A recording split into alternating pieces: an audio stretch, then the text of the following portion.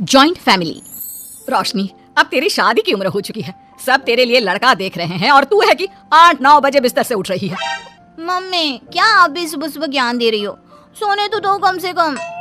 क्या करें, अब तेरी हरकतें ही ऐसी हैं। चल अब बिस्तर छोड़ और मेरे साथ खाना बनाना सीख। ना, मैं नहीं बना रही खाना वाना, आप प्लीज जाइए ना यहाँ से। रोशनी की बातों से निराश होकर निशा वहाँ से चली जाती है। निशा, तुम रोशनी को घर का कामकाज क्यों नहीं सिखाती? अगर यही हाल रहा फिर तो 2 दिन में उसके ससुराल वाले उसे यहाँ छोड़कर चल देंगे। मैं तो बहुत कोशिश करती हूँ उसे घर की जिम्मेदारियाँ सिखाने की, लेकिन वो मेरी सुने तब ना। आप तो जानते ही हैं ना कि वो कितनी जिद्दी है। हमें निशा के लिए एक ऐसा लड़का ढूंढना होगा जिसका भरा पूरा परिवार हो, सास ससुर से लेकर जेठ जेठानी देवर ननद सब हो। यहाँ ना सही, लेकिन शादी के बाद उसे वहाँ अपनी जिम्मेदारियों का एहसास जरूर होगा। कुछ दिनों के बाद रोशनी का परिवार उसके लिए लड़का देखना शुरू कर देता है और एक दिन चिराग नाम का लड़का रोशनी को देखने अपने परिवार के साथ उसके घर पहुंच जाता है। देखिए भाई साहब, मैं पहले ही आपको बता देती हूँ, हमारा परिवार बहुत बड़ा है, इसलिए अगर आपकी लड़की हमारे घर की जिम्मेदारियाँ बिना ना नुकुर के उठा सकती है तभी हम ये रिश्ता पक्का करेंगे। अरे ये भी कोई बोलने वाली बात है बहन जी, हमारी रोशनी आपके पूरे परिवार को बैठे बैठे खिला सकती है, इतनी जिम्मेदार है मेरी बेटी। अगर ऐसी बात है फिर तो हमें इस रिश्ते से कोई आपत्ति नहीं है। तो फिर चट मंगनी पट ब्याह के बारे में क्या ख्याल है? हाँ बिल्कुल, शादी में देर किस बात की, 3 हफ्ते बाद ही शादी का शुभ योग है। अगर आपको कोई दिक्कत ना हो तो हम इनकी शादी भी 3 हफ्ते बाद ही करा देते हैं। अरे हमें इसमें कोई परेशानी नहीं है। इस तरह दोनों परिवारों में शादी की तैयारियां शुरू हो जाती है और कुछ ही दिनों बाद रोशनी की शादी चिराग से करा दी जाती है। शादी के बाद, बहू इनसे मिलो, ये है तुम्हारी दादी सास, ये बड़ी सास और बड़े ससुर, ये तुम्हारे जेठ, ये जेठानी, ये दोनों तुम्हारे देवर और ये इस परिवार की सबसे छोटी बेटी सिमरन, यानी कि तुम्हारी ननद है। परिवार में इतने सारे लोगों को देखकर रोशनी का सर चकरा जाता है। वो अपना सर पकड़ लेती है और मन ही मन सोचने लगती है, हे भगवान, ये किस जन्म का बदला लिया है आपने मुझसे? मैंने क्या बिगाड़ा था आपका जो आपने मुझे ऐसा परिवार दिया? बेटा, किस सोच में पड़ गई तुम? और कितने लोग हैं आपके परिवार में? बस हम इतने ही लोग हैं बेटा, ज्यादा लंबा परिवार नहीं है हमारा। अब इससे लंबा और कितना बड़ा परिवार होगा आपका? ये ससुराल कम चिड़ियाघर ज्यादा लग रहा है। कुछ कहा क्या तुमने बेटा?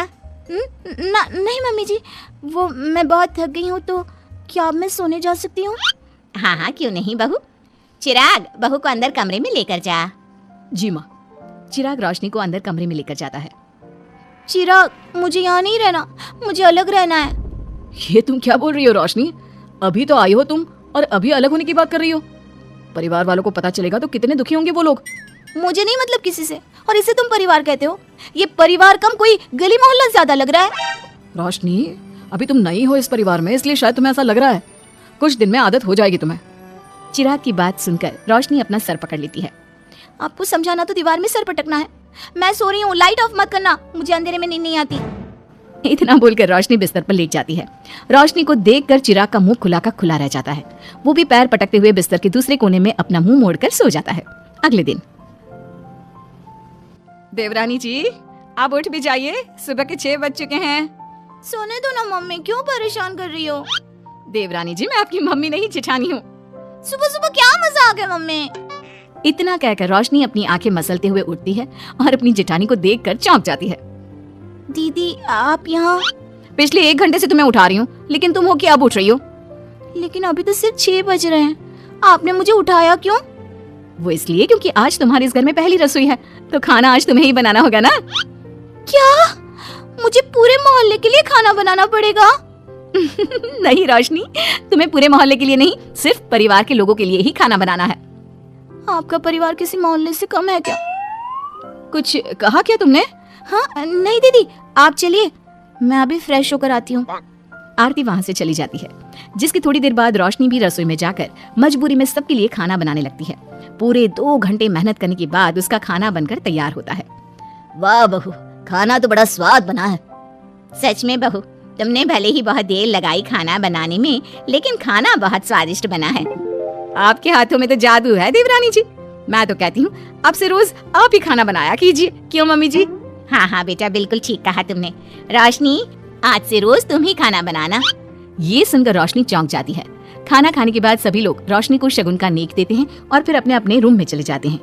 क्या यार रोशनी, इतना टेस्टी खाना बनाना जरूरी था क्या? अब फंस गई ना तू। ये सब माँ पापा की वजह से हो रहा है, उनके कारण मुझे ये सब झेलना पड़ रहा है। रोशनी गुस्से में अपने रूम में जाती है और अपनी माँ को फोन मिलाती है। मम्मी, मैं आपको कभी माफ नहीं करूंगी। आपने जानबूझकर मुझे इतने बड़े परिवार में भेजा है जहाँ मुझे सांस लेने की भी फुर्सत नहीं है। हमने ये सब इसलिए किया ताकि तू अपनी जिम्मेदारियां निभाना सीखे। अब मायके की तरह ससुराल में भी अपनी जिम्मेदारियों से मुंह मत मोड़ लेना। मुझे नहीं रहना माँ यहाँ। इस घर में जितने लोग हैं उतने तो हमारे गली मोहल्ले में भी नहीं थे। माँ, मैं आपसे आपकी सारी बातें मानूंगी, पर प्लीज मुझे यहाँ से ले जाइए। बिल्कुल नहीं, अब से वही तेरा सब कुछ है। वहाँ से भागने के बजाय अपनी जिम्मेदारियां पूरी करना सीख। इससे हमें भी थोड़ी खुशी मिल जाएगी। माँ की बातों से निराश होकर रोशनी फोन काट देती है, जिसके बाद उसकी नजर नेक में मिले पैसों पर पड़ती है और वो फटाफट से बिस्तर पर बैठकर पैसे गिनना शुरू कर देती है। अरे वाह, ये तो पूरे 25,000 रुपए हैं। किसी ने भी 5100 से कम का नेक नहीं दिया। चलो अच्छा है, कुछ तो फायदा हुआ इतने बड़े परिवार में शादी करने का। अब इन सब पैसों से मैं अकेले शॉपिंग करूंगी, बहुत मजा आएगा। शॉपिंग के बारे में सोच सोच कर ही रोशनी अपने बिस्तर पर कूदने लगती है। उसे बिस्तर पर कूदता देख सभी लोग चौंक जाते हैं। भाभी, आप ऐसे क्यों उछल रही हो? छोटी बच्ची हो क्या? अपनी ननद की बात सुनकर रोशनी का मुंह खुला का खुला रह जाता है। थोड़ी देर बाद रोशनी घर में बिना बताए शॉपिंग के लिए निकल जाती है और शगुन में मिले पूरे पैसों को शॉपिंग में उड़ा देती है। शाम में, देवरानी जी कहाँ गई थी आप? जानते हैं सब आपके लिए कितना परेशान हो गए थे। कम से कम आपको बताकर तो जाना चाहिए था ना। सॉरी दीदी, मैं आप लोगों को बताना भूल गई। वैसे इतने सारे बैग किस चीज के हैं? तुम शॉपिंग करने गई थी क्या? हाँ दीदी, वो आज नेक में इतने सारे पैसे मिले थे ना, तो मैंने सोचा क्यों ना मैं उन पैसों की शॉपिंग ही कर लूं। अरे वाह, ये तो बहुत अच्छा सोचा तुमने। मम्मी, पापा, सिमरन, देवर जी, सब बाहर आइए। देखिए रोशनी हम सब के लिए क्या लाई है। रोशनी कुछ समझती उससे पहले ही वहाँ सब लोग आ जाते हैं। क्या हुआ आरती बहू, क्यों चिल्ला रही हो? अरे देखिए ना माँ, रोशनी हमारे लिए शॉपिंग करके आई है। वो देखिए रोशनी हम सब के लिए कितने कपड़े लेकर आई है। आरती की बात सुनकर रोशनी के पैरों तले जमीन खिसक जाती है। उसके मुंह से एक शब्द तक नहीं निकलता। सच में भाभी, आप कितनी अच्छी हो। बेटा, हम सबके लिए तुझे खरीदारी करने की क्या जरूरत थी? अभी तेरी नई नई शादी हुई है, तुझे अपने लिए लेना चाहिए था ना। एक काम कर, ये सारे कपड़े तू ही रख ले, किसी को कुछ देने की जरूरत नहीं है। चलो, कोई तो समझदार है इस घर में। वाह भाभी, कितनी सुंदर ड्रेस है। ये शॉर्ट ड्रेस मुझे पता है आप मेरे लिए ही लाए होंगे, है ना? इसे मैं रख लेती हूँ। माँ, रोशनी इतने प्यार से सबके लिए कपड़े लेकर आई है, हमें मना नहीं करना चाहिए। तू सही बोल रही है बेटा, उसका मन रखने के लिए मैं ले लेती हूँ 1-2 साड़ियाँ। रोशनी झूठी मुस्कान लिए खड़े होकर सब देखती रहती है। देखते ही देखते उसके लाए सारे कपड़े घर वाले आपस में बांट लेते हैं और अब सिर्फ एक रुमाल को छोड़कर उसके पास कुछ नहीं बचता। अब ये रुमाल भी क्यों छोड़ा, इसे भी ले ही लेते। इतने में ही सिमरन रोशनी को आवाज देती है। भाभी, वो गलती से रुमाल रह गया है, क्या वो मुझे मिल सकता है? रोशनी वो रुमाल भी सिमरन को दे देती है।